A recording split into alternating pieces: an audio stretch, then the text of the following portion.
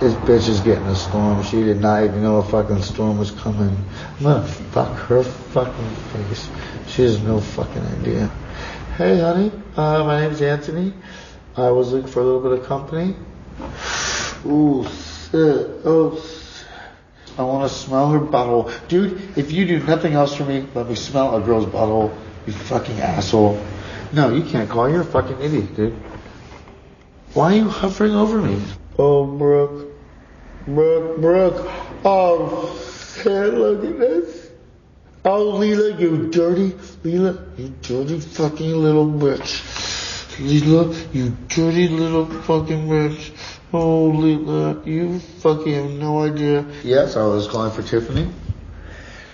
So two girls for $6.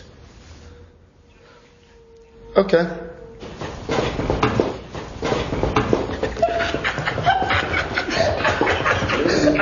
Shut your fucking mouth, dude, because you didn't score it. I scored it and I stashed it. You fucking idiot, you've done nothing for me.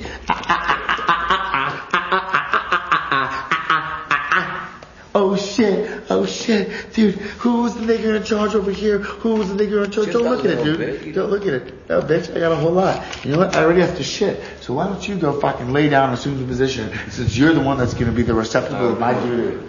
You're gonna look back in years on this, when you're older and your kids see this, you're gonna be so fucking ashamed of yourself. Because of the opportunities that were provided, the fun, literally just to fucking hang out, the fun that we have. And you fucked it up because you're an idiot.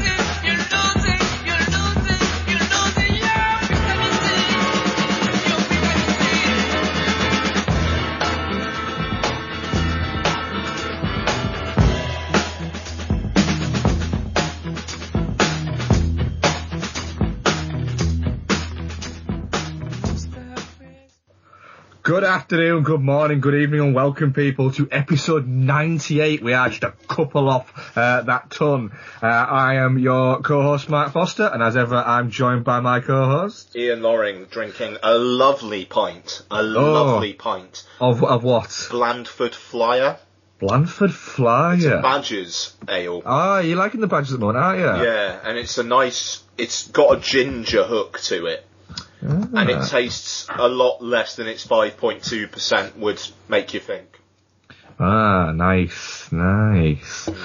Yeah, I've got a lovely glass of wine waiting for me after the what is it? Fair enough. I know. I've got into the New Zealand whites scene at the moment for some reason. Nice, really? I know. Yeah, we're literally powering through every different New Zealand Sauvignon we can find at the moment. No, that's not a bad little tour to do. Yeah, we're on one called Haymaker tonight. Haymaker, nice. Yeah, I know. They've all got really fucking good names. They've got really kick-ass names. Well, this week, we've got no marathon, because we only recorded a few days ago. The next film we're doing on the marathon is 2.5 hours long. So to get in the films that we had to get in to cover, as well as sort of like the other bits, it would have just been a little bit of a stretch. But what we do have for you is another double review show. We're going to be covering Paul Thomas Anderson's latest film, Inherent Vice. We're also going to bring you the Marvel film that's not actually a Marvel film, that's a Disney film, Big Hero 6. We're going to bring you some one old and one new, some trailers, some questions, and the usual kind of tangents that are out there. Anything to add, Ian? Actually, it's been a couple of days since we last recorded, hasn't it? So yeah, no, not really. I don't know. I mean, I will say for any gamers out there, I picked up Shadow of Mordor last week, and I've now given up on Shadow of Mordor. Too fucking much work, that game, for me. But I did just, on PSN, they've got Infamous Second Son for $15.99 at the moment, which is actually cheaper than you can get it on Amazon, which for something on PSN is a fucking miracle. That is, yeah, because usually fucking hell. Still, I think I'm looking at FIFA 14 the day before FIFA 15 went live, and it was still 60 quid on PSN. Yeah, I mean, it's probably 50 quid now. It's ridiculous. Yeah. But yeah, because I Infamous First Light was free on PS Plus last month, and I played about half an hour of that, and I was like, right, okay, well, apparently you're supposed to play Second Son really, and I was really, really digging First Light. So I'm about an hour into Second Son, and it actually kind of makes you feel like a superhero. It's awesome. It looks amazing. It does. Well. Yeah, I had it when we first got the PS4. I had it then, and I'll be honest, I kind of lost interest in it. But that's just my relationship with games. To be honest, I lose interest quite easily. But I got like 3 hours into it, and it was just a lot of fun. It is gorgeous as well. Like when you're throwing around all your powers and like flying about and whatnot. It's I'm really, really digging it. So, but there you go. So, I don't know. I've been doing a lot of that this week, like kind of gaming as well this week. So, and I put up some stair gates for the kid, and she's not enjoying them. Okay, so how is she on foot now? She can walk down our hallway. So she's doing all right. Yeah, once they start walking, you have to go, shit, literally we have to make sure there's nothing that she can touch that might kill her or that she might break. Yeah, I mean, the good thing is up to the kitchen there are steps, and she can't get up those yet, so she can't get into the kitchen from the lounge. But she did like trying to get up the stairs. So, there's a stair gate at the bottom of the stairs and at the top of the stairs now, so she was kicking off about it as well. She knew something was different. Well, won't be long, buddy. Anything in your world?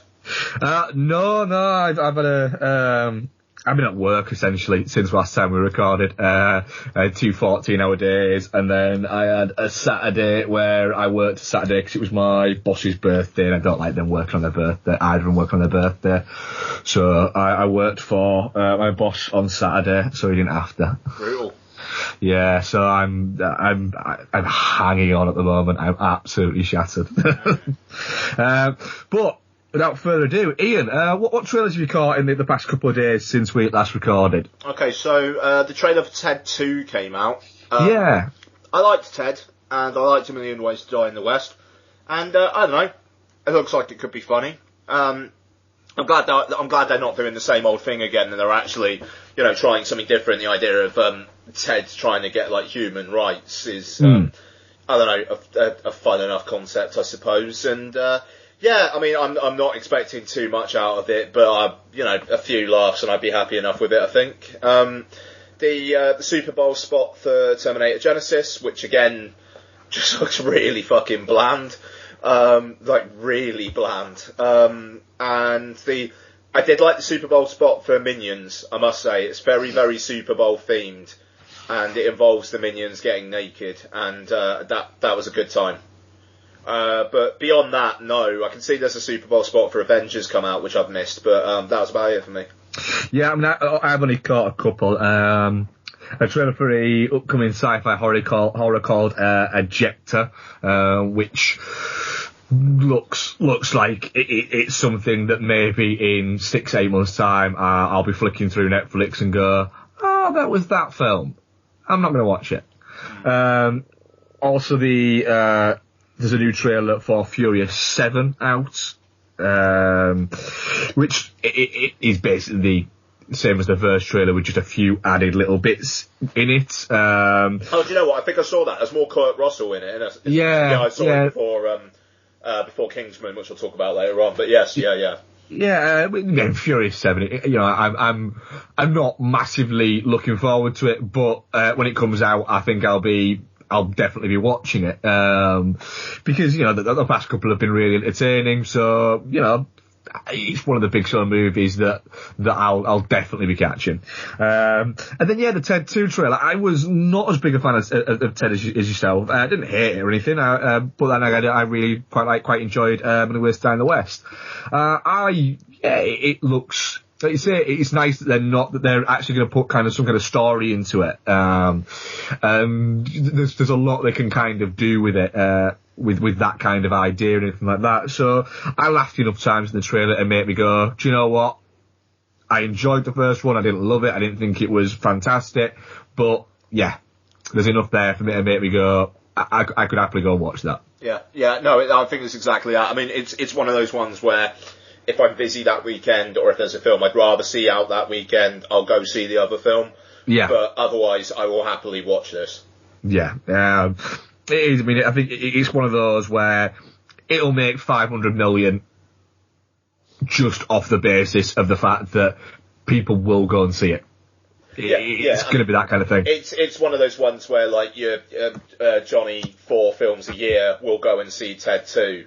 Yeah. So, I mean, 500 million worldwide, easy, I'd say.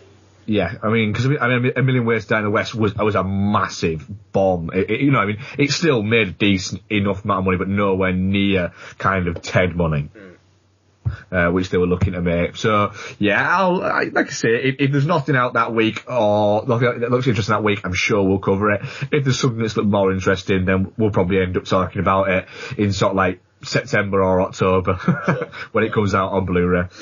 Yeah. Right, so what we'll do now is we'll get into our first review, which is of Paul Thomas Anderson's new flick, Inherent Vice. We'll play you a trailer for it, and then we'll get into it. Nice. Hey, Sanj. What's up, Doc? You know you have no case here. So if you're going to charge him, you bet him. Otherwise, you have to let him go. Sanj, remember who this is you're talking to? That's Bigfoot Bjornsson, Renaissance cop. I know he is. So, what's the beef here exactly? It doesn't have much to do with your specialty, which I understand is marine law. We got plenty of crime on the high seas, Lieutenant. Okay, well, so far we have murder and kidnapping. We can work in pirates if it would make you more comfortable. Either way, it's high profile. Yeah, but given your history of harassment with my client, this will never make it to trial. No, I think we could probably take this all the way to trial, but with our luck, the jury pool will be 99% hippie. Well, unless you change the venue to maybe like Orange County. Not as many hippies down there, Sanj, who you working for? Clients pay me for work, Doc. Clients pay me for work, Doc. Okay, you heard the trailer there for Paul Thomas Anderson's Inherent Vice. It stars Joaquin Phoenix, Josh Brolin, Owen Wilson, Catherine Waterston, Reese Witherspoon, Benicio del Toro, Jenna Malone, Michael K. Williams, Eric Roberts, and a whole host of the people that you'll go, that's him from Thing. A lot of those. Based on a Thomas Pynchon novel of the same name, however, bits of it have kind of been changed. Set in California, in California, Los Angeles, in 1970, and tells the story of Larry Doc Spoleto, who's a PI, used to be a cop, and has taken up the hippie kind of stoner lifestyle. His previous girlfriend, Shasta Faye, comes to him and asks him to look into a chap that she's been having, well, essentially kind of she's been a mistress of, would you say? A property developer named Mickey Wolfman, played by Eric Roberts. And from there, shit kind of starts going a little bit crazy. Ian, what did you make of this kind of stoner crime comedy? Yeah, it's interesting this, because I kind of heard a lot of people saying, I'm not too sure what to think of it, I think it's going to need another watch before I can really form an opinion. And which is exactly what I said when I first watched it. Yeah, I wasn't there at all. I had an opinion. I had my opinion. Yeah, I had an opinion, but I needed to watch it again to see if it was just see if I was wrong, essentially. Yeah, no, I mean this film is a joy from start to finish. It's about the ending of hippie culture and the start of Nixon-led 70s, and that basically the fog of conspiracy and the idea that the world is basically set up to either make you conform or to destroy you. So it's dealing with really, really weighty stuff, but in the most fucking entertaining way possible. It's an insanely strong film. And it's anchored by Joaquin Phoenix, who could not, I do not think he could do anything better with this. He is a stoner and he does lose the thread of things, but you never get the sense that he's not taking particular things seriously. He's got this weird kind of way of making it seem as if he's focused, despite the fact that he's stoned off his nut. And I really, really loved it, and I would have happily have watched it again straight after if I had the time. And like in a previous life, I probably would have, frankly, But it's a joy, Mark. Yeah, I was pretty much exactly the same. It finished, and I thought, right, I know one thing. I know that I absolutely loved what I've just seen, and I could watch it again now, but I'm going to give it a few days, and then I'm going to rewatch it just to see how much I did actually love it. And I've rewatched it again, so I've actually watched it twice. And yeah, it is just such a joy of a film to watch. It's one of those films that I could see myself watching, at least once a year for the next however long, and never getting bored of it. It's a 2.5 hour movie, but it's nice the fact that, because I'm a huge Paul Thomas Anderson film. I've not, the film I've least enjoyed of Paul Thomas Anderson's is The Master, and The Master's still a very good film, but this is sort of, it's very different to the past couple of films that he's made. It seems like he's back to having a lot of fun with his movies, because There Will Be Blood and The Master are very, very good movies, but let's be very honest, they're not especially fun movies. There's a lot going on in them. They're very serious movies, whereas things like Boogie Nights and Magnolia, they're quite serious movies in themselves, but they're also quite fun movies as well. More so Boogie Nights than Magnolia. And I think Inherent Vice sort of takes us back to that kind of style of Paul Thomas Anderson. But it is one of those, it does remind you very early on when you're watching it, within sort of like the first 10 minutes, in often a lot of ways, like a Tarantino movie does, and they're friends and everything like that, and they come around sort of prominence around kind of the same time, even though they are quite different filmmakers. But you get the feeling with a Paul Thomas Anderson film in the first 10 minutes of, oh, this guy's good at what he does, isn't he? I mean, he's very good. The opening of this film is just, it had that bravado back, that kind of cockiness of, you're about to step into this world, and you're either not going to like it, and it's going to lose you, or you're going to absolutely fall in love with this world that isn't quite what you think it is, and will just take you everywhere. It doesn't all make sense, but it don't matter, because you're going to have a lot of fucking fun in this world.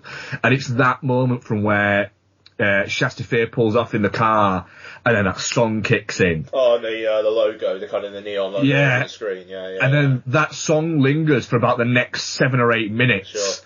Through a few scenes, and he's just walking around, you're getting that voiceover, and it was from that I went, alright, do you know what? Yes. Take me where you're taking me, because I fucking want to go.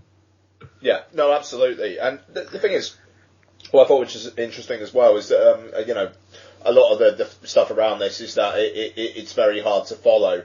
And, I mean, it is, even though I think the central through line is pretty, okay. And I mean, it basically boils down to Shasta barely had anything to do with anything.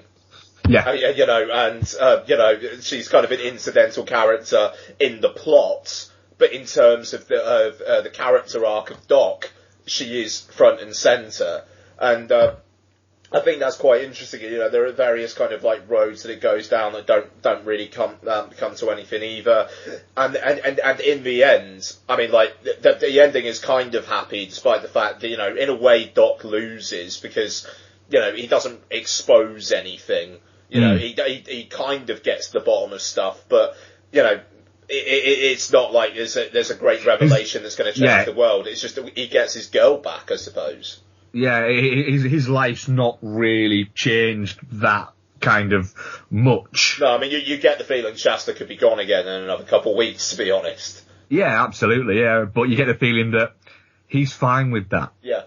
It really is a really great performance by Joaquin Phoenix. I mean, as usual, it's just something you just come to expect from Joaquin Phoenix now. Yeah, I mean, he looks smelly as fuck, and he kind of looks like a hobo, but at the same time, he is super kind of charming in a weird way as well. Like that scene where he goes into Reese Witherspoon's office, and that one, the one guy looks at him as if he's just walked in off the street. Yeah. And yeah, you can kind of understand why Witherspoon's character would be attracted to him at the same time because of the amount of time you spent with him. Yeah. And he's charismatic as fuck as well. And it's interesting as well because I was listening to an interview with Anderson earlier on today, and he was saying that this is the closest to the real Joaquin Phoenix as there actually is, and he's quite a playful and kind of mischievous kind of guy. And I mean that totally comes across here. And I think if you look back to something like I'm Still Here.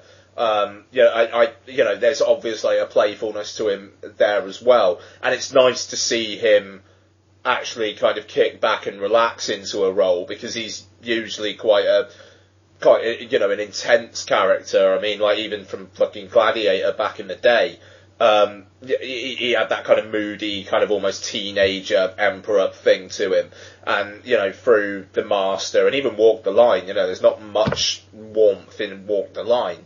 And it's nice to see him be straight up comedic and do it really well. He also takes a punch and a smack to the head like no one's business.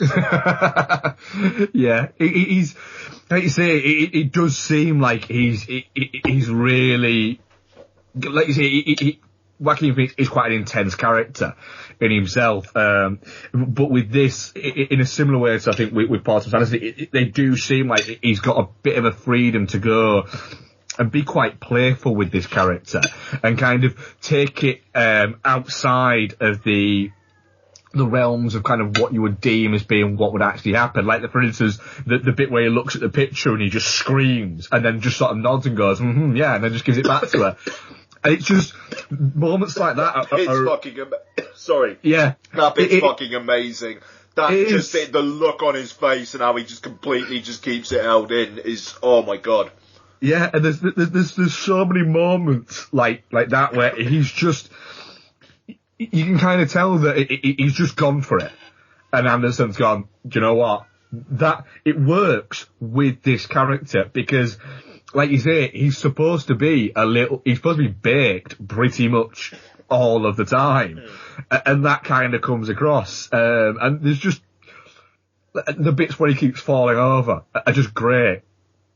And then when you've got every character just feels so lived in. You've got Josh Brolin, who's this who calls himself, what is it, a Renaissance cop because he does the acting and voiceover work, and then but he's this proper hard nosed down the line asshole cop who the moment he rings up Doc to say that they'd sent some patrol cops round to Shasta Faye's apartment.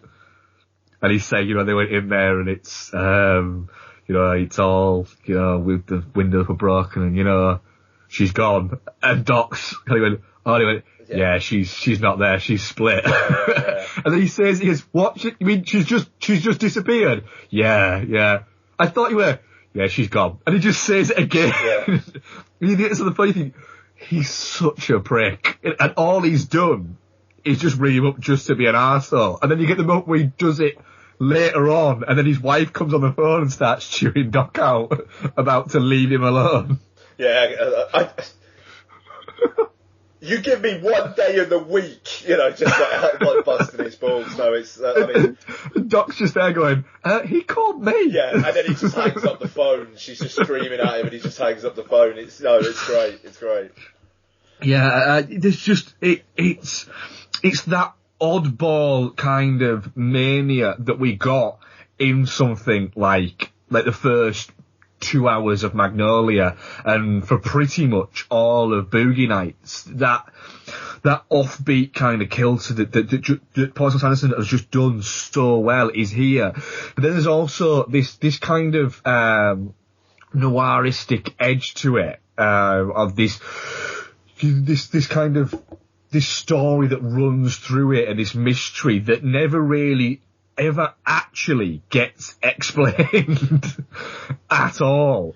Kind of just works for it all. Because, I mean, it basically, Joaquin Phoenix, he kind of, like Doc, he gets obsessed with the Golden Fang. Yeah. And that kind of takes precedence over everything else. And just the amount of references to Golden Fang, or variants on the term Golden Fang, that are peppered through the film. It's just...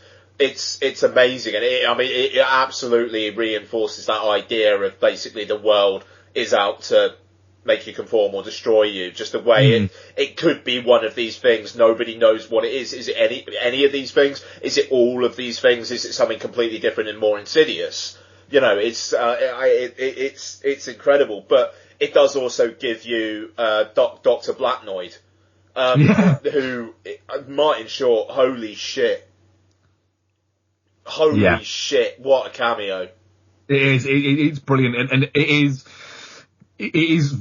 Martin Short, essentially. You can imagine that he turned up, did 2 or 3 days on set, and just went, rah, and then left. And everyone just gone, that was fucking incredible. And, I mean, his character's super funny, and then he dies in the most sinister way. Like a trampolining accident. It's almost like they're barely even trying to conceal the fact that he was murdered, because it's such a trampoline accident. It's incredible. Yeah, and the great thing is the fact that it literally, he's there for 10 minutes, and then he's gone, and he's referenced that he's died, and it continues to be referenced throughout the film. But like you say, Doc never gets to kind of the bottom of it, but he does know what's happened. Yeah, I mean, it's kind of obvious, really, isn't it? And that's the thing. I mean, like, if you actually go to the film for the plot, I've got a feeling another couple of watches could probably sync it up. Because Paul Thomas Anderson is adamant that it does make sense if you actually watch it for the plotting. But he's also like, but you don't have to watch it for the plot, you can just take the ride. I'm perfectly happy to do that. It does start to make more sense on a second watch. Sure. And I imagine on a third watch, you'll go, because there was bits that I was doing on the second watch going, that was that, and that's that, and that's that. But there's also, it peppered in sort of like because it is a very, very, very funny movie. Oh.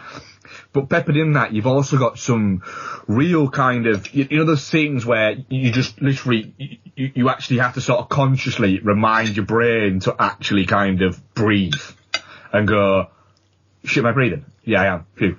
Because you get that sort of transfixed on what's going on. There are some magnificent scenes. The scene where Shasta Faye comes back and essentially she just is sat telling Doc about what she was doing with Mickey, and she's just sat naked, just essentially just jacking off in front of him. Yeah. And it's not a you get to watch a girl jack off kind of scene, but it was this is what she's doing to Doc, she's doing to everybody who's watching this. She essentially is seducing everybody. By telling this, what essentially is quite a nasty little story about that. And it is, again, it's playing into that kind of, that what lies beneath sort of like the normality of life kind of bits. And it plays so well. Yeah, no, absolutely. I mean, yeah, I found that scene very disturbing. Actually, it just that's it. Yeah, like and the way he kind of like goes off as well, just like spanks her ass, and then just like almost like an animal. It's like the one kind of impulsive thing he does in pretty much the entire film. It's very very weird moment that. Yeah, and then also you've got the last moment we see Bigfoot, Josh Brolin's character, who just bursts into Doc's house, which has been referenced earlier that he does that on a frequent basis. But takes the joint off him, has a couple of talks, and then eats it, and then proceeds. Oh my god! To eat the ashtray and everything else, and then just walks out. And it's like, it pans back to Doc, and Doc is literally just stood there, just crying. Sat there just crying, and it is just kind of it's the fact that it's not explained, but you kind of get what's going on there. It's that he's snapped. Yeah. And that's it. And Doc kind of, I don't know, he has this love-hate relationship with him. You know that, like, that night he goes out and he kills, like, probably some, like, black guys or something like that, and he just, like, he just is one of those fascist cops who is just insanely repressed. And just lets it all out, either that or he goes off and gets his dick sucked by some male prostitute, something like that, Yeah, it's again from Josh Brolin, it's such a strong performance. He looks like he's got that character fucking nailed. And I'm sorry, but Moto Parakeku, that's it. I could watch that scene over and over and over and over and over and never get bored of it. My favourite moment of Moto Panakeku is just the end of that scene where the guy off screen just goes, "Okay, it's coming." It's brilliant, but it's the great line of, pancakes aren't as good as my mother's, but you know why I come here? It's the respect. And it's the fact that you're thinking, respect, you've shouted Moto Panakeku like 7 or 8 times and they've not brought you any pancakes. Yeah. It's just a joy of a film to watch. Yeah, no, absolutely. I mean, I will just say my favourite particular comedy moment was Fuckinge. Fucking yeah. That and when Joaquin Phoenix is at the massage parlour and he tries to join in with the girls and then one of them just like shoves him away. That was pretty solid as well. And I did like the 1495 pussy feast on the wall. Good detail that. But I mean it's an insanely entertaining film, and it kind of does feel like it's about something in the background as well, which is just icing on the cake. Yeah, it's one of those. I personally think it's going to go down as one of those films where I think it's a little bit underappreciated at the moment because this film shouldn't have been released now. This film should have been released October, November, before the big awards season push. Because it's kind of ended up getting released around the time when a lot of other awards films get released. And it kind of has got lost in the wave of all that. I don't think it's going to be as appreciated as it should be right now. But I think, but with Magnolia, in sort of like a few years' time, people are going to look back on Inherent Vice and go, you know what, that's a fucking great movie. Because it really is a fucking great movie. Yeah, I mean, it's... I'd say, I can't understand why Joaquin Phoenix hasn't been nominated for every fucking award. But I think that the sole reason is he just doesn't give a and he actually doesn't give a fuck about being nominated. I think, he'd be more pissed off to be nominated than to not be nominated. Even though... At the Golden Globes he was there and I think he was nominated and they took the piss out of him for his previous stance on the awards. I think they were making a joke about award season and all the shilling that all the actors have to do, and then they just went, hey, Joaquin, I didn't see you hit there. Hi. You know, which is kind of fair enough, I think, to be honest, because he's been very snarky about that kind of thing, but it seems like he's more willing to play the game now as well. Yeah, I think, because remember, was it for the Master? Yeah, that he was being very, I'm not going to any of this stuff, I'm not doing any of it. Yeah, but there was something I read with, I don't think it was him. I think it might even be with Paul Thomas Anderson, where Paul Thomas Anderson was talking about it, and said, you know, and somebody asked him about the Joaquin Phoenix thing, and he said, apparently his auntie told him that it would be that he should show some respect and still go if they've wanted to reward or acknowledge what he's done, then it would be impolite for him to not at least turn up. Yeah, I mean, I think that's kind of fair enough, frankly. Yeah, and it is, and he kind of said, you know, I think he more goes because he doesn't want to get told off by his auntie or something stupid like that. I mean, there's fair play there. I mean, at the end of the day, he's an actor, probably lives in Los Angeles, probably has a lot of actor friends, and it's just like, why not do that? I mean, you don't have to peddle your wares and absolutely whore yourself for it or anything like that. You know, there are some actors, like, I remember apparently Jackie Weaver was very, very, like, basically, whoever wanted to talk to her, she'd talk to if it got her more press when she was campaigning for Best Supporting Actress for Animal Kingdom. And you know what? She won. Yeah, did Melissa Leo that year take out an ad in a magazine or something? Yeah, Melissa Leo. I know Jackie Weaver did a bit, but no, Melissa Leo is who I was thinking. Yeah. She basically really put money into trying to win. Yeah. I mean, it is strange that Potsdam does seem to gravitate towards, you know, these type of, you know, not difficult as such actors, but these actors who are very much in it for the craft, you know, with people like Joaquin Phoenix and Daniel Day-Lewis, people like that. So it must be something that he sees, and, you know, Paul Anderson, no matter what he does, I'm gonna be interested. Like I say, I wasn't as as a huge fan of The Master as I was of everything else he's done. I still need to give The Master a rewatch. I still haven't rewatched it. I think I'm hoping that it grows on a rewatch for me from where it was from when I first watched it. Did you? Yeah, I mean, you said you did, yeah. But Inherent Vice, I just found it to be an absolute joy to watch. And like I say, I've watched it twice in a couple of weeks, and I could happily watch. I could see myself watching it again at least once or twice before the end of this year's out. Sure. It is just so damn fun and entertaining and easy to watch. It is. I mean, it's definitely not shit. Oh my god, yeah. I mean, top 10 at the end of the year, easy, I'd say. Oh yes, absolutely, yeah. I'd be very surprised if it isn't fighting for a top spot. Agreed. Right, so that was Inherent Vice. We're going to play you some promos of podcasts that we know and enjoy, and then we'll get into some one old and some one news.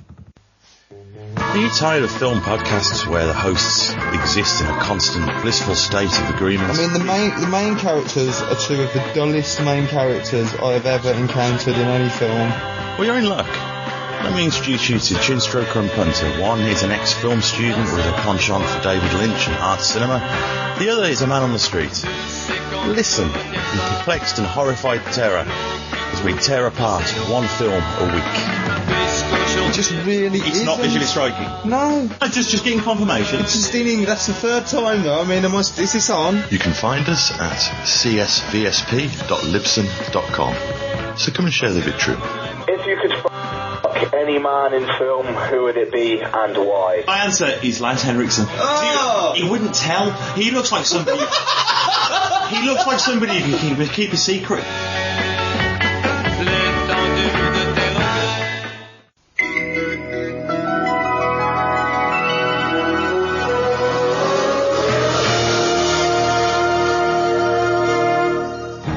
It was a childhood corrupted by endless hours of VHS rentals. We're sick to manage shit. You'd love it.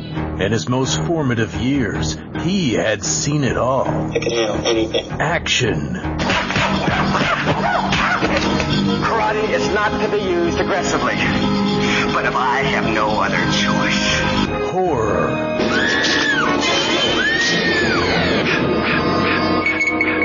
And romance.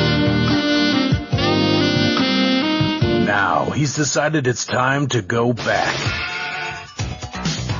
For just one more adventure. Humans are such easy prey. Noel Mellor presents... You're the problem, you little shit!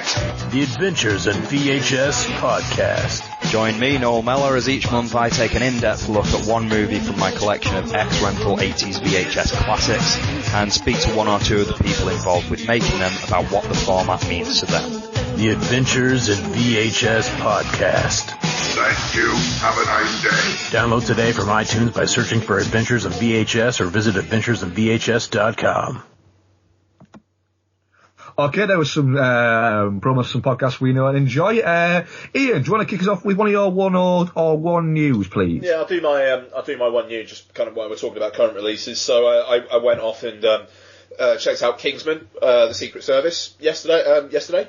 Latest film was directed by Matthew Vaughn, director of X-Men First Class and Stardust and whatnot. And this was the film that he chose to not do Days of Future Past for.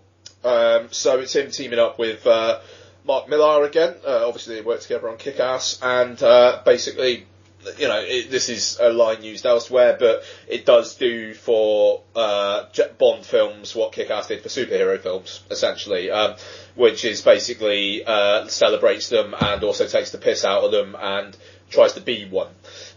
Except this tries to basically be an older school Bond film.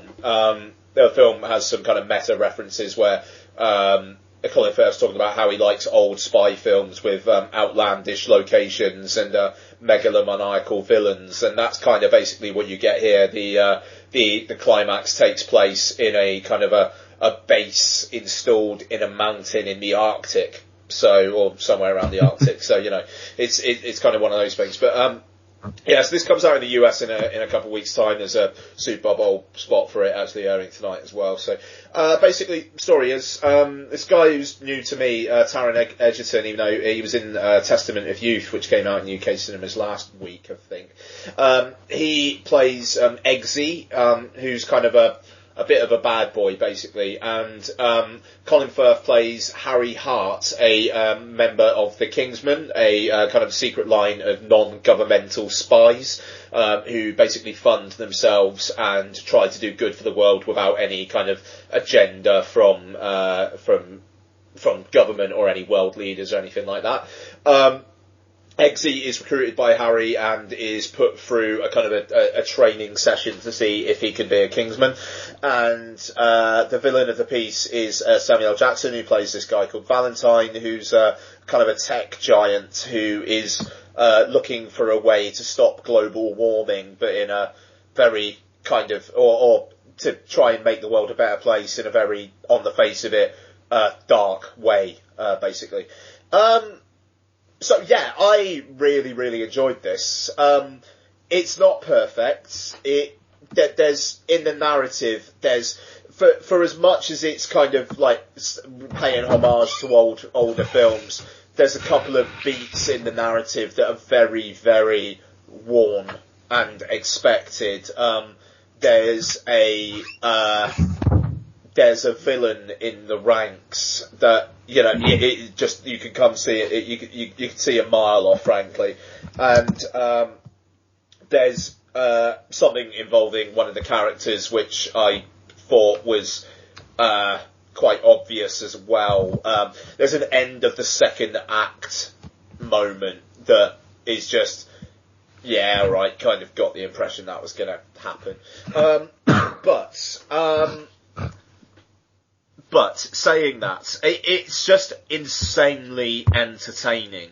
And the thing is, you look at Taron Egerton playing this kind of kind of like chatty kid from the estates and whatnot, and you're kind of thinking, oh Christ, is it gonna go down the kind of attack the block route of trying to make you feel sympathetic for a prick?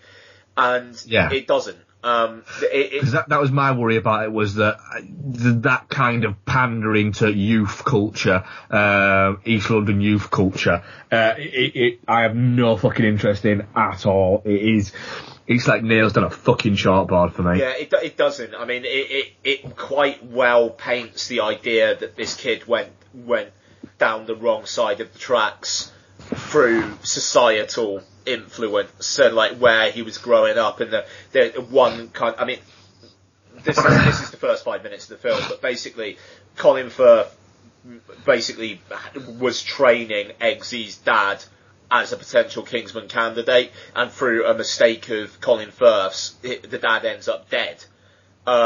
So, at the start of the film, Eggsy and his mum, their place is quite nice, and the mum seems like just a loving mum in a normal household, and then basically because the father dies, she gets with one of the local kind of like mean guys, and because of this, Eggsy grows up in a household that doesn't have much love for him, basically, and I mean, but he's kind of like, he is intelligent and, he is gifted, he just doesn't have because of society, basically, he doesn't have the means of getting above his station, essentially, and it's got a lot of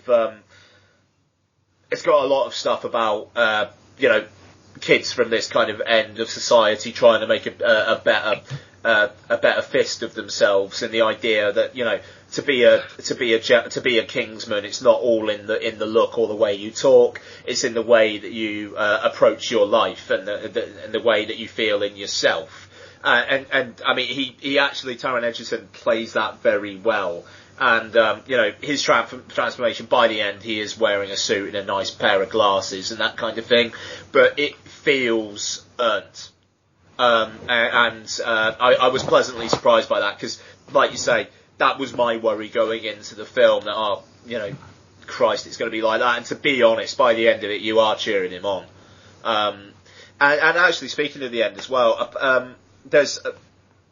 I'd heard going into the film that there was a moment that people were getting up in arms about, and I was kind of waiting throughout the whole film to see what that was. And there's a couple of moments that are quite surprising. I mean, there's one moment involving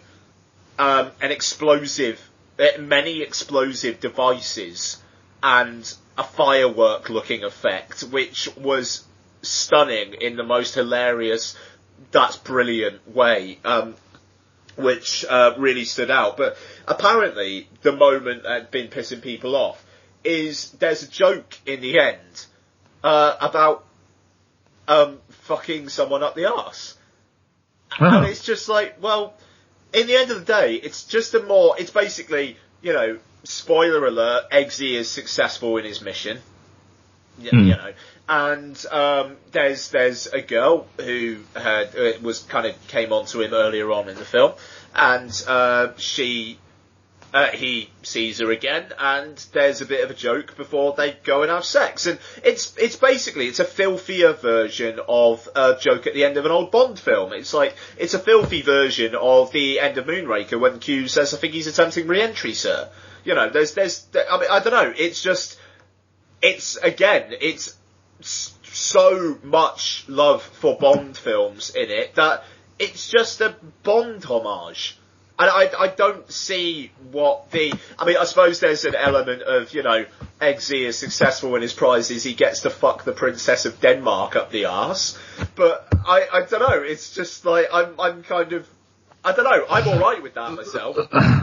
It makes me laugh. I don't know, it just, in a kind of like that's quite corny and really kind of way. I don't know, it was fine. One of those ones where you can't really see why people are getting snippy about it for the sake of getting snippy about something rather than actually getting snippy about something. No, I mean, exactly. I mean, it's a really smart film as well. There's one really massive, glorious action sequence in this church, and it ends. And the reason why the character was doing all the killing is kind of explained, but it was kind of he wasn't really meaning to do it. And at the end, you just see him kind of panting, and it cuts to a wide shot of all these bodies all over this church. And, like, it's basically, like, while it's in it, it's all pumped up and visceral and fast edits, and, you know, he's enjoying himself doing it. And then at the end, it's the realisation of, look what I've done. You know, and it's kind of challenging the audience as well. You know, and there's interesting elements there. There's also kind of an interesting thing where there's a lot of product placement for the Sun. Colin Firth's character has loads of front pages of the Sun in his office. And I was thinking, like, really? His character's going to do that? That's a bit, oh, fuck's sake, product placement. You know, but then later on in the film, he's basically saying, if I know I've done my job well, it's that I'm not on the front page, and instead it's a load of celebrity shit. That's so it's like, kind of clever then, yeah. So on the dates, you know, that he'd been doing all his missions, it was just garbage in the headlines. And I thought that was quite a clever, subtle way of doing, you know, product placement, but also skewering the product placement. So, I mean, that's the thing, like, on the face of it, it's just a bit of a romp. But if you are okay to dig deeper into it, there's more stuff going on in there. And I will say, Samuel L. Jackson's plot as well, there's a side of it where you are thinking, yeah, alright, that actually kind of makes sense, as well, which is interesting and cynical. But yeah, I mean, the thing is, personally, I don't really want a sequel, because look at Kick-Ass 2, and I know Vaughn didn't have too much to do with that, but he was still producing it. It was his production company who made it, so he had a degree of responsibility in there. And this feels like a good one-off, and it tells this story of this kid who grows to be a man, you know, and I'm kind of done. I think a second one, like Kick-Ass 2, might be overkill and might spoil the effect. But as a one and done, it is spot fucking on. So yeah, I really, like I say, it's not perfect, but it's really, really fun. Yeah, good. It's one I'll catch when it arrives on Blu rather than at a cinema. Fair enough. Just time constraints more than anything else. Cool. I'm going to throw out my 1-all just to keep it kind of fresh. I've only watched a couple of old things this week, actually, and one of them was Chef, which of course I talked about, you know, on another podcast and very recently. But I watched for the first time in a while, actually, I'd say a few years, David Lynch's Blue Velvet. 1986 movie. For anyone who doesn't know Blue Velvet, it's these follows a character called Jeffrey Beaumont, played by Carl McLaughlin, who's returned back to his small little town called Lumberton after his dad has a stroke, and he finds a human ear, a severed human ear in like a little sort of rough of grass and a back sort of road near where he lives, and takes it to a detective that he obviously knows in some way, that kind of small town thing, and then he has an inquisitive mind and wants to kind of, you know what's going on with it. And the detective's daughter, played by Laura Dern, kind of says, oh well, you know, it could be related to this, and it leads him to investigating a lounge singer called Dorothy Valance, played by Isabella Rossellini, which then leads into Dennis Hopper's Frank Booth, and into a world of crime, kidnap, mutilation, and death that he wasn't really expecting. And it's, you know, I'm a huge Lynch fan, as you can say, but it is always strange watching Blue Velvet, because I watch every few years, because again, like we were saying last week about some films, Blue Velvet's a magnificent, wonderful film, but it's not a film that I could watch every year, because it is quite a nasty film, actually, is Blue Velvet. There's a lot of ugliness in it, and it is absolutely trying to do that. It is part of its MO, it's part of what it's actually doing. And Lynch is a wonderful way of mixing this bizarre kind of almost bubblegum approach to life, with looking deep. I mean, the opening where we get to go underneath, and it goes from the white picket fence and the yellow flowers, and then we delve into the grass, and then we've got the insects, underneath the grass. This film absolutely is not trying to hide its metaphors. It is literally smacking you in the face with them, and not just once, 2 or 3 times. It just smacks you in the face with them. But also, it's quite interesting because it is such a precursor to Twin Peaks, in the sense that Jeffrey Beaumont could almost be, is absolutely a precursor to Agent Dale Cooper. And then also you've got the murder mystery and the small townness, and then you've got a lot of bits in diners, and there's so much that kind of wraps it up. Blue Velvet, it almost feels like it could be set in the same kind of universe as Twin Peaks is. And part of that is literally just, Lynch's, kind of influence upon the Twin Peaks universe, and then this is a full sort of Lynch film with written and directed and everything. But Lynch's films always kind of do seem to exist within themselves, and nothing in those worlds kind of seems out of the ordinary. You've got this really terrifying character that Dennis Hopper plays in Frank Booth, who, he has the gas that he inhales, and then, he has this Sado approach to Dorothy, where he's essentially using her to delve into his own kind of sick sexual mind, and he's literally one of cinema's most heinous characters. There's no at all sort of redemption within him, yet we get to see him at some points having moments where he is a kind of serene peace. For instance, when he goes and we see Dean Stockwell lip syncing to In Dreams, and you've got Dennis Hopper just kind of just swaying, and then all of a sudden he feels that rage coming up again, and it's an incredibly composed movie to watch, and you can see why it could tip people over the edge of going, do you know what, I don't like that. There's too much nastiness in it, and it would be really easy to just see the nastiness in Blue Velvet, but there is also this aching story within it, where you've got Jeffrey, who at first he's just curious as what's going on, and kind of has that inquisitive mind, and then he just delves deeper and deeper and deeper, and he realises that he knows nothing about the world that he's delved into, and he's just scared of it. But he also realises that he's tripped off this train of events, and he's partially responsible for what's going on. It really, every time I watch Blue Velvet, it stuns me how good a film it really is. It really is an incredibly beautiful movie. Yeah, I mean, it's a fucking stunning film, isn't it? I can't say anything I don't think you'd better say on it, to be honest. And as well, it does look really, really good on Blu-ray as well. They've done a really good job with that. I was kind of sat there before I watched it, looking at it going, do I watch the German Blu-ray version that I've got, or the English Blu-ray version that I've got?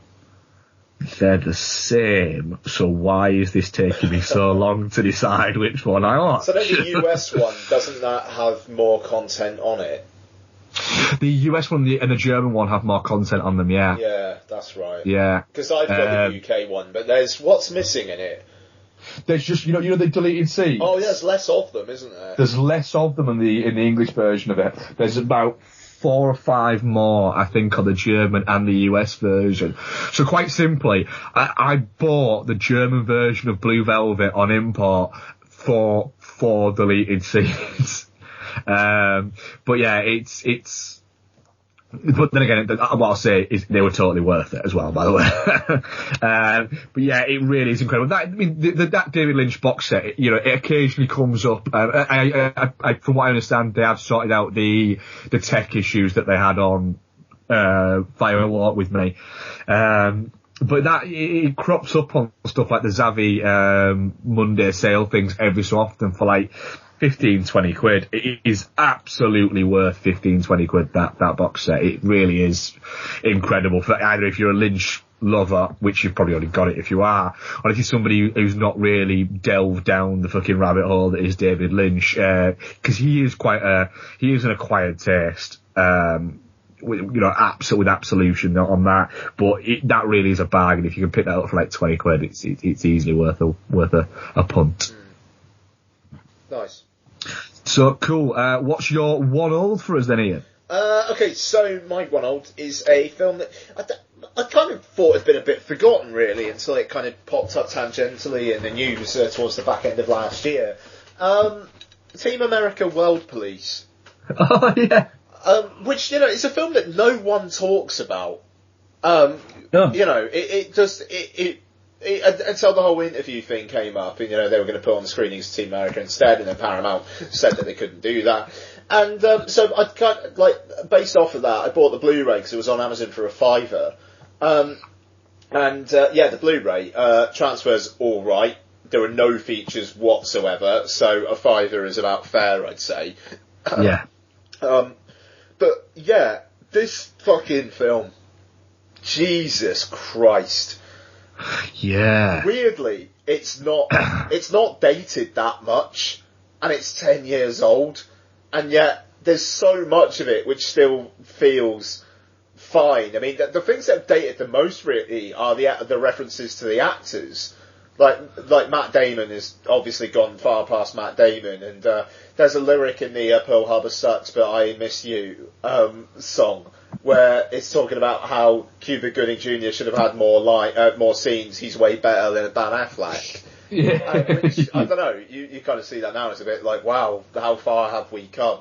Yeah. And, but it's such inspired silliness with some of the best swearing I've ever seen on screen. Some of the rants that King Jong-il gets into, like when he's ranting at one point at Hans Blix after he's put him into his Shark Tank, where he's just kicking off about like how he's got so much work to do.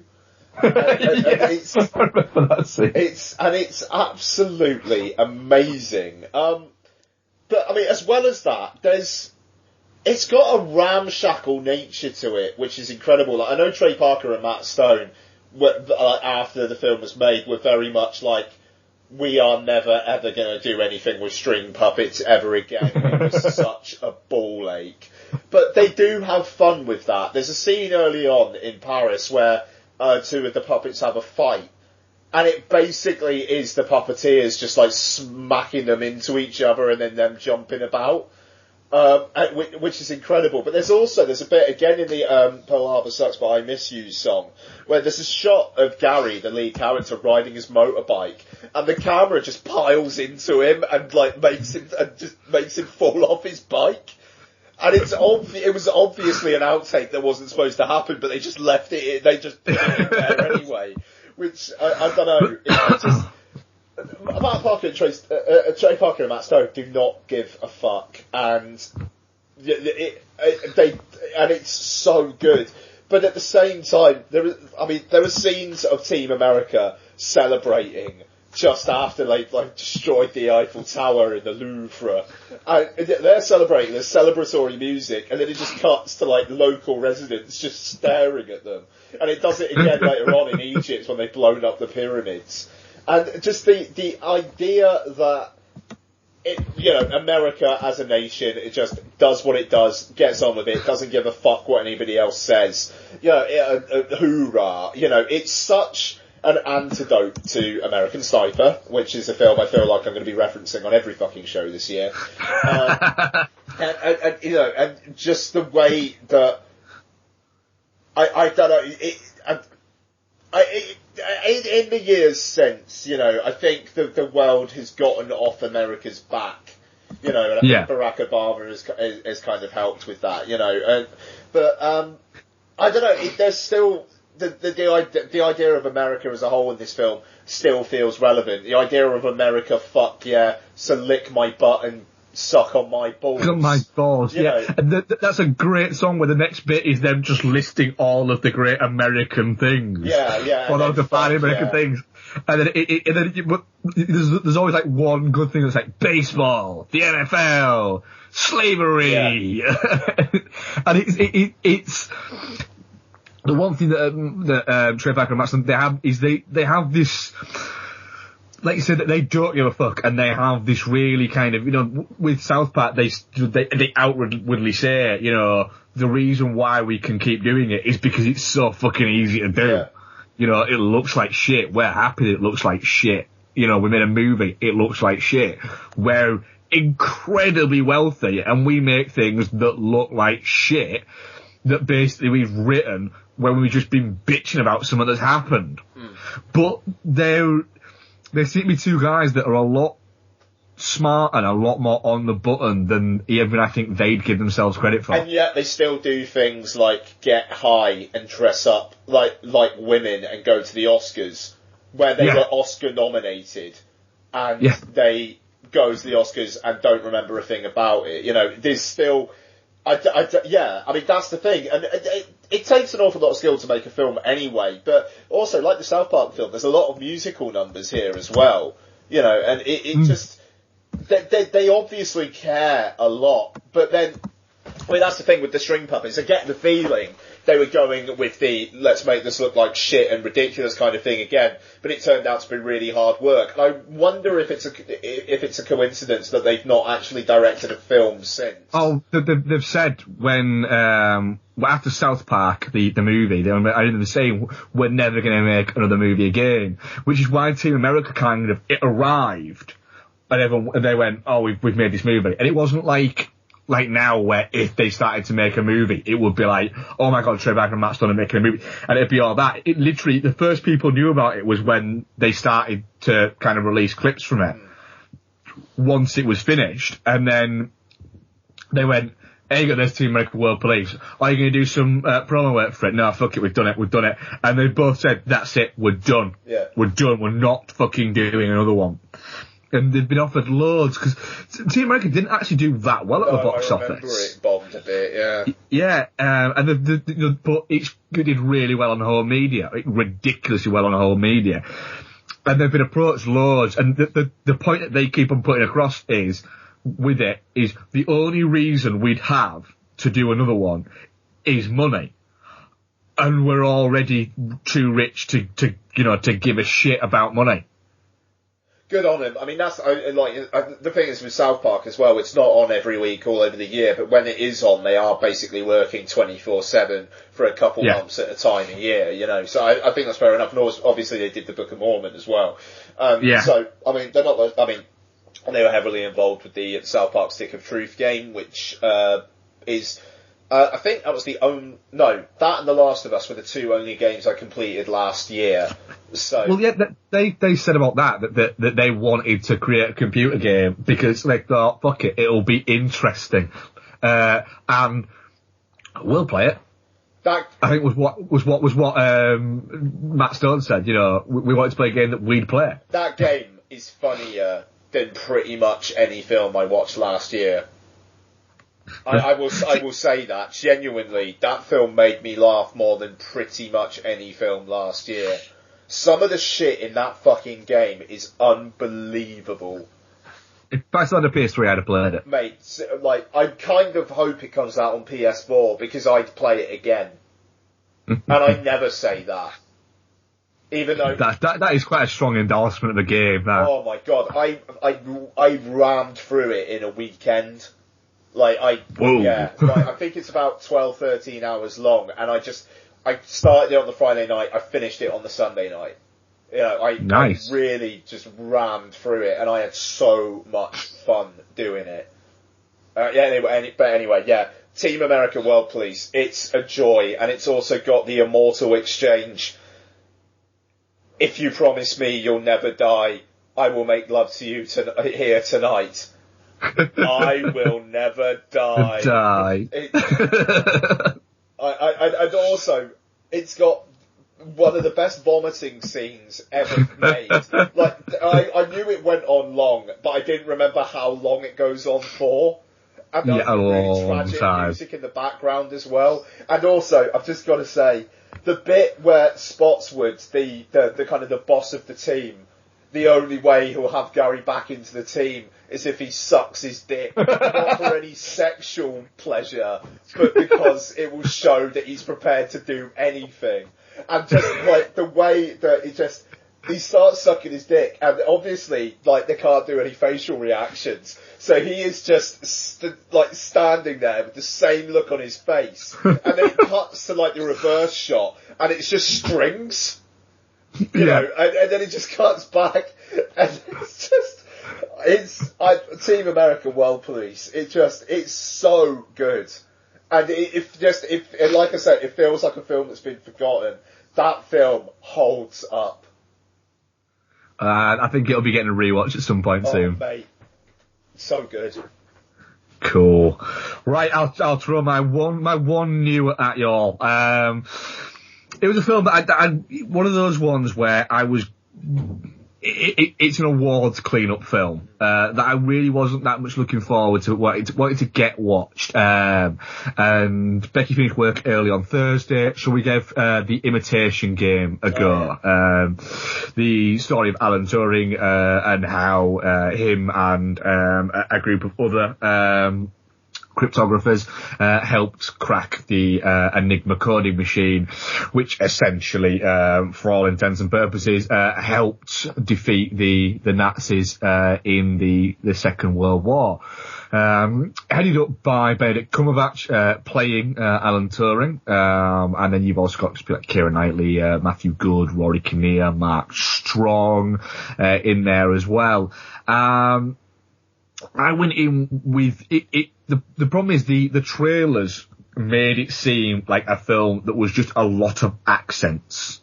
You know, a really quite an important story that you know needs to be told, needs to be known. You know, a story that was kept secret for 50 odd years. And Turing, you know, had quite a tragic end to his life in the end, and was a very broken man, you know, by the end of his life. And, you know, the fact that what happened to him happened, you know, you're talking about a man who effectively did one of the most important things, or was very responsible for doing for one of the most important things in humanity. Yeah, I mean, like, we very much wouldn't be here if it wasn't for Alan Turing. I mean, exactly. It's fucked up. I mean, it's amazing. It is, and it's not. That's not hyperbole or anything like that. That is just the way it is, and he was responsible for that. And the reason why he took his own life, and the reason why he isn't as celebrated as he was, and the fact that he only got a pardon for his, and I'm doing bunny ears, and which is terrible because it's a podcast and you're listening to it and you can't see me, for his crimes, only got that under, like, just shy of 2 years ago, and the only thing this guy actually ever did wrong was being gay. Is just, it is mind-blowing, the fucking ridiculousness of that. And so my worry was going at this movie was, right, is all of that going to get glossed over with a lot of regional accents? And I'm glad to say it wasn't. It's not as in-depth a film as it necessarily could have been. It absolutely isn't. You could have gone a lot deeper into the seedier side of it, the nastier side of it, the more obsessive side of it, and you could have made a 3-hour movie of looking at Turing and breaking it down. But this isn't as much. It's more about this particular portion of what he did, and it like you say, it gives you an overview, but it works out like a kind of thriller romp, a war film that contains no actual scenes of war, and to the point of where some of the battles scenes that we see happening that are just kind of more to give context. Over narration, over narration, yeah. The film they reminded me most of was Sky Captain: The World of Tomorrow.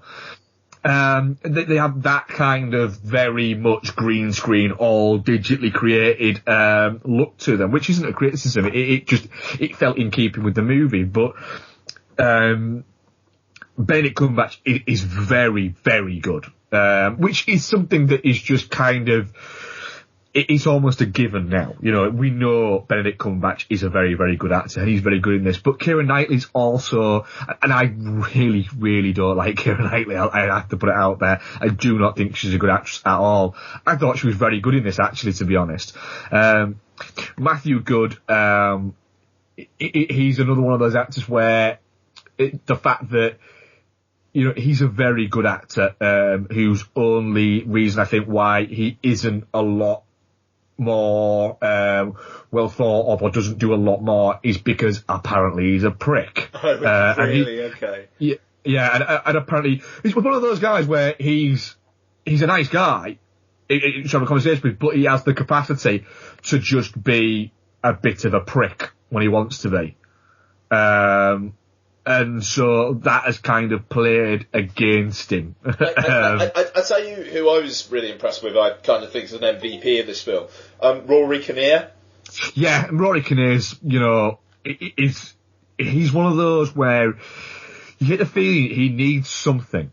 He needs a film or a role that'll make people go, look at this guy. Look at this guy. He was rumoured to be Doctor. Yeah. Very, very, I kind of got the feeling he might have been in the final 3 or something like that.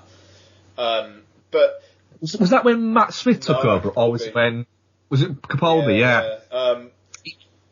But I mean, he's going to be in the new Bond film again because he's been in the last few. As Tanner, M's assistant. But what I really like about him is the way that he plays he just thinks, there's a mystery involving Turing, and he seems to think he's basically a spy, and then when he realises he's not, the sadness to his character, that he's basically put him away for something that you get the sense his character doesn't even agree with.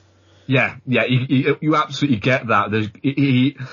He's literally trying to, when the other police officers are saying, you know, we need to do this and like that, he's almost trying to say to them, can't we just let this go? Yeah.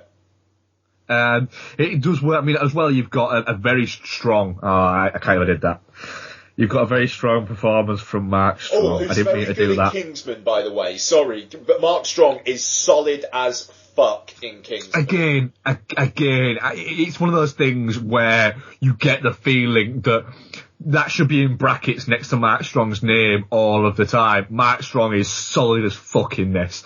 Because he is always solid as fuck in pretty much everything. He's really good.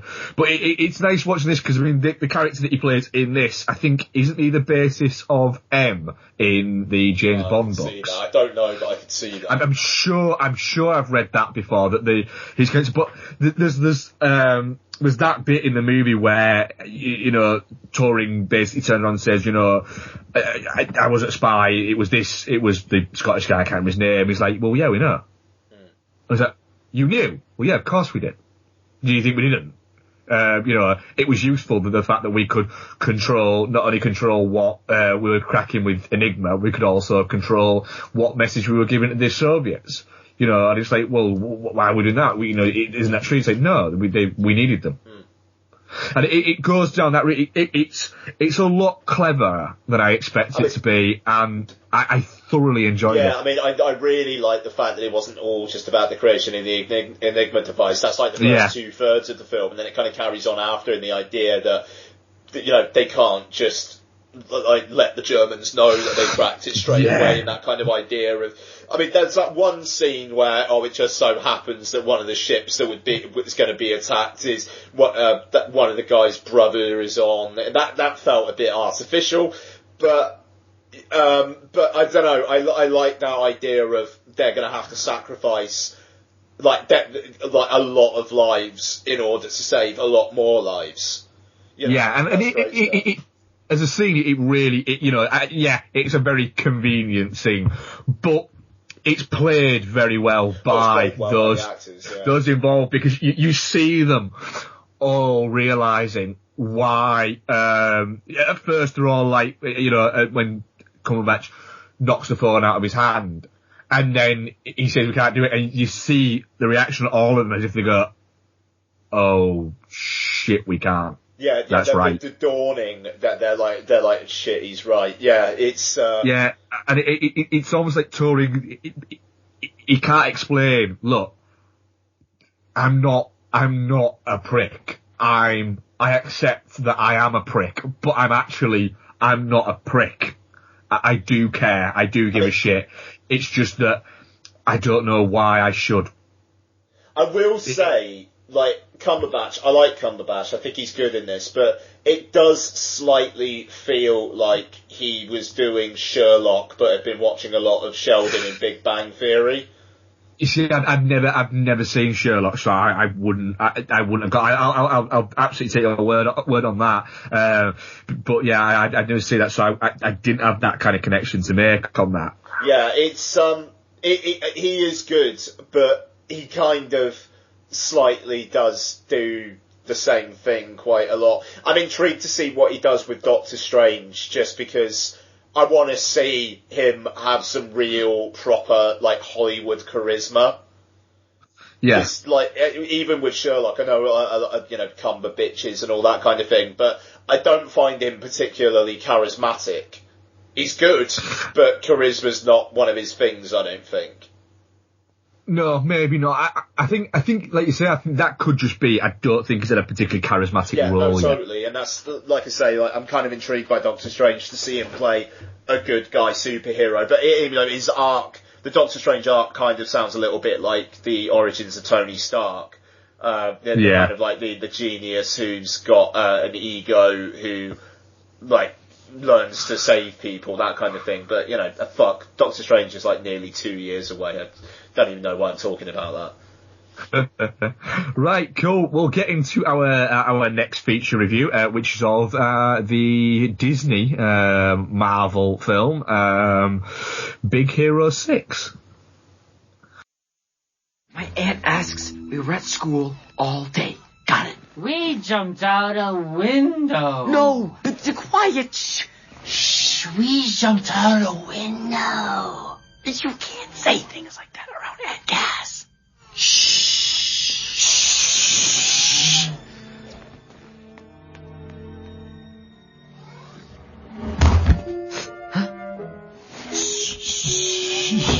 Huh? You home, sweetie? That's right. I thought I heard you. Hi. Hey, Aunt Cass. Oh, look at my little college man. I can't wait to hear all about it. Oh, and wings are almost ready. Whee! Will you be quiet? Yeah, wings.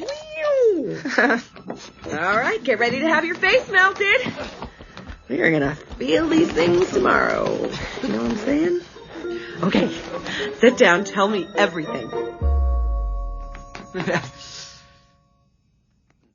Okay, Big Hero 6 is about that was a trailer actually, you just heard there, I should say that. Big Hero 6 set in San Francisco, which, amusingly enough, is very much like if you took San Francisco and then smashed it in the face with Tokyo. And we follow the incredibly white-looking and incredibly Caucasian-looking Hiro Hamada, who's a 14-year-old genius. I'm already getting a sense of what you thought of this, by the way. I genuinely don't know, but I'm already getting a sense. Who is competing in the early 90s BBC Two show, Robot Wars. I was upset to find that Craig Charles didn't pop up and go hoo-yah at any point, or a wooga, whatever it was he shouted.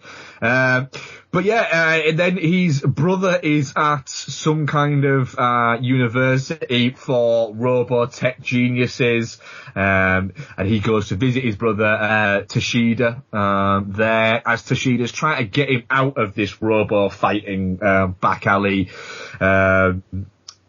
dangerous kind of sport thing that he's hustling his way around by insisting that he has to try and create this new tech to get into this school.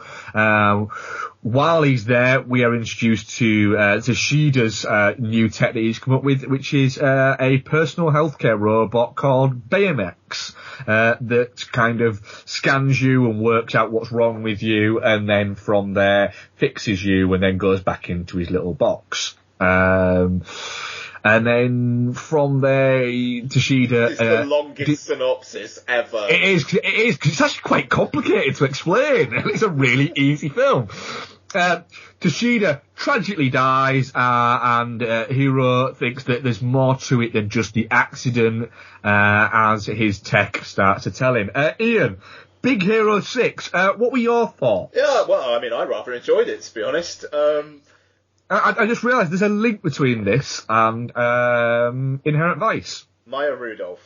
Yes, yeah, I didn't twig on that, yeah. Yeah, no, I liked it, man. I thought it was quite charming. I thought it kind of dealt with some different things for a kids' film. I liked its kind of ruminations on grief and not giving in to darker impulses when it comes to dealing with that grief. I thought Baymax had a good line in kind of like almost kind of silent comedy era pratfalling, and was sweet at the same time. He kind of, the character design kind of feels like it was focus grouped to within an inch of his life, but you know, but that's fine. And yeah, I mean, I don't think it's perfect. You know, the team I think are not really fleshed out all that well. And to be honest, I think there's a couple of members of the team that just aren't really that interesting. So hey, and you know, the motivations of the villain. Okay, my daughter got sucked into this otherworld dimension, so I'm basically going to destroy a city. Was a little bit overkill, but yeah, I don't know. I quite enjoyed it. I mean, I'm getting the sense that you didn't, so tell me. No, I absolutely agree with everything you said. That's a good fake out. Yeah. If you were to explain this movie to me, or if you were to show me a trailer to it, I would go, I don't want to watch that. That sounds fucking horrible. It sounds stupid. It sounds retarded. It sounds like the exact saccharine kind of crap that just pushes every single wrong fucking button. And it sounds like something that when Disney was sat around and there was Disney, Marvel and everything else that fucking Disney owned, which is essentially the world, and they all went like that, and Pixar just went, let's take a pass on this one, and Disney went, well, fuck it, we'll make it. That's what it sounded like. And then we ended up watching it because, you know, it's one of those things when you have a kid who's sort of 10 years old, you have to watch kind of, to an extent, age-appropriate things. And so Becky and Isabel both like, look, we kind of want to watch it. It's like, all right, fuck it, we'll watch it. And then it charmed me into submission. You know, there's a lot wrong with it, but it's 90 minutes long, which is how long kids' movies should be. Baymax, like you said, that is an absolutely perfect that. He does almost have that kind of silent cinema era slapstick nature to him, where, you know, essentially he's a robot, so he's not aware of things like fear or, there's no situational awareness. Like the bit where he's trying to get through the window was hilarious. Yeah, when he's just deflating for an absolute age. Yeah, no, that was gold. Yeah, there's just gold. Like I said, there's absolutely beautiful moments like that. And the film is so much better when it is just, Baymax. Yeah, him and Baymax. I don't need, it should be called Big Hero 2, because I don't need the other guys in it.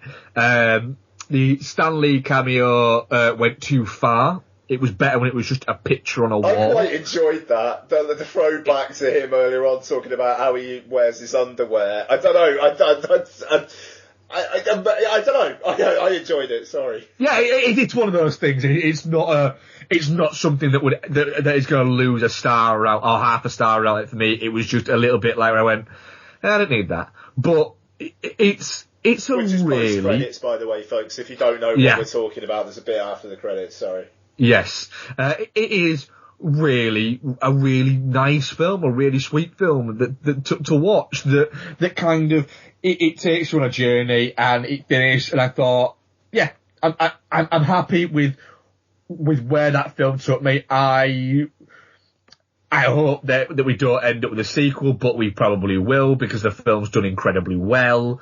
But I enjoyed the time that I had with it. It's very, very fun. Yeah, I mean, that's the thing. I hope there's not a sequel as well, because, like, part of the thing, the thing I really enjoyed about this is the relationship between him and Baymax and how that helps him get over the death of his brother. And, you know, another one kind of just feels like it's going to be the continuing adventures of him and Baymax. And I'm not too sure if I'm too up for that. There's also the fact that, you know, it's not the original Baymax, which in a way bothers me. Like, did you ever watch Fringe?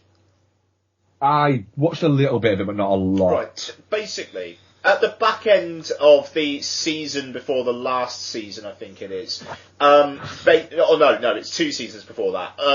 The main guy, Peter, basically goes into another dimension where no one knows who he is, and then the idea is that the universes kind of merge, but I always had a problem with it because, the people he was with were not the original versions of the people he was with, and because he falls in love with the lead lady in it, and his dad's there as well, and it's they're not the original versions, so I kind of, in a weird lizard brain way, I don't care as much. Yeah, I know exactly what you mean. And I get, I kind of got that a little bit. I mean, yeah, it was only right at the end, but I kind of got that at the end here, where it's it's not the Baymax that he kind of started with, and I'm just, it felt, I mean, they were obviously going to go there, but it felt a little bit cop-outy to me, in a way. If they weren't thinking sequel, which they never would have been, but maybe if this was made 50 years ago somehow, when they were thinking it could be a one and done, that would have just been a really touching ending. Yeah. But no, they've got to do a sequel, and they kind of pump you up, and it's nice to see him back with Baymax. I don't know. Yeah, it's one of those where I can absolutely see what you're saying and see where you're coming from, but it's something that might annoy me more in the next movie if there is another one rather than within this movie. No, sure. I mean, I don't know. I don't have too much more to say on it, to be honest. But no, I don't. There's not actually that much to say, other than the fact that it is a really nice, sweet, enjoyable film. To be honest, I going in having no interest in it, and not wanting to dislike it or expecting to hate it or anything like that, but just knowing that it's the sort of thing that usually pushes all my wrong buttons. It thoroughly charmed me. Yeah, and I mean, if the sequel's out in 4 or 5 years' time, I think hopefully Lottie will be old enough then, and I'll enjoy taking her to see the sequel, and see what she thinks, but it's, I hope there's not another one, but I would hope there isn't, but I'm sure there will be because it's done really, really well. Okay, definitely not shit. Yeah, definitely not shit. Absolutely. Questions. We've only got one this week. It was from TGP73, the Ginger Prince, on Twitter, who says, "What is your favourite cameo by a real person in a fictional film?" Oh man, that's a good one. That is a good question. Mine is Tom Petty in The Postman. Yeah, but he doesn't play Tom Petty. He does. It's never said that he is Tom Petty, but it is very much insinuated that he is Tom Petty. I'll say Malcolm McDowell in Doomsday. Because I believe that character is Mal. No. I mean, you know what? The first fucking thing that came up in my head, even though this is totally the wrong answer, is Jar Jar Gabor in Nightmare on Elm Street 3. But that's obviously. Oh god, yeah. There's also Bowie's in Zoolander's really good. Oh fuck, that is a good one. That's a really good one. The fact that he just appears and it's just like, do you know what? Out of everybody who should judge a walk-off, it is David Bowie. Yeah, that one works very Bob well. Barker in Happy Gilmore is pretty good. Yeah, that's a stream one. Yeah, that is a good one. That one. I know there are better ones, but these are the ones that fucking come into mind. So what can I say? No, I'm gonna Bowie and then Tom Petty, but if I'm not allowed Tom Petty, I'm gonna go for Bowie in Zoolander on that one. Jar Jar Gabor or Bob Barker. There you go. Well, thank you very much for questions. Anything else to add, Ian? No, mate, I'm good. What are we covering next week? Oh man, can we do Jupiter Ascending? Right, yes, seriously, we can do Jupiter. I saw the trailer for that, and actually thinking about it, I think it was a trailer I hadn't seen before Kingsman. And there's a fucking bit in the trailer where Channing Tatum is saying, "I've got more in common with a dog than you." And Mila Kunis is obviously wanting to fuck him, and she's just like, "I like dogs. I'm a dog lover." And he's just like, "Wow." What? That fucking film is gonna be. I kind of think it's gonna be a train wreck, to be honest. But I mean, like I've heard a story that Eddie Redmayne's people are actively trying to distance him from Jupiter Ascending because they think it's going to harm his Oscar chances. Well, that is it. Yeah, he is decidedly absent from press, isn't he?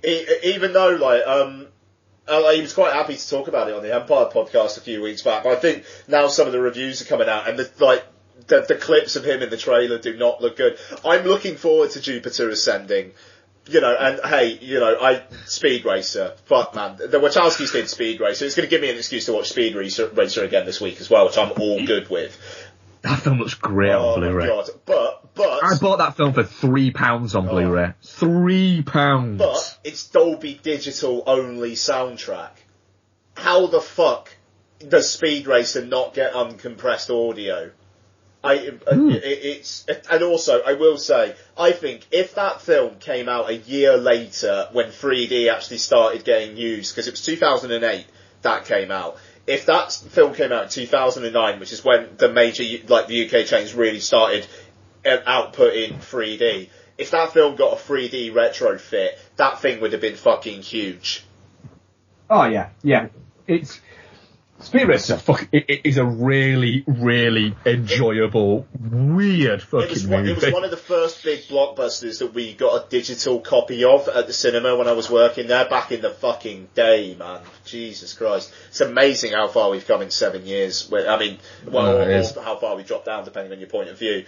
Oh my God. I just remember watching that, and obviously digitally shot and then digitally projected. It looked incredible, and I test screened the 35mm print of it, and I've got to say I was a little bit like, I bet this looks better digitally projected, to be honest. Well, that kind of thing absolutely does lend itself to that. It's that colour world. It doesn't. It needs a brightness rather than a depth. Yeah, but that's a very good way of putting it. So Jupiter Ascending, and we'll do Fitzgerald. Absolutely, that's going to be a batshit insane. I'm sure. fucking looking forward to it though. Yeah, I'll be well on board with that. Cool. Right. So, as usual, guys, iTunes reviews greatly received, or email us at dudeandamonkey@gmail.com, or get in touch on Twitter, at dudeandamonkey, at Ian Laurie, or at dudefoz. Again, thanks very much for listening, and we'll speak to you next week. Nice. Right, I am going to go and eat chili. Nice, I'm going to give the kid a bath. Oh, nice. Right, well, have fun, buddy, and I shall... who's editing this? You or I'll me? do the next couple of weeks, mate, it's fine. Alright, cool. Right, speak to you soon, buddy. I'll be up in the next few days. Yeah, Cheers, cool. dude. Speak to you soon, bye.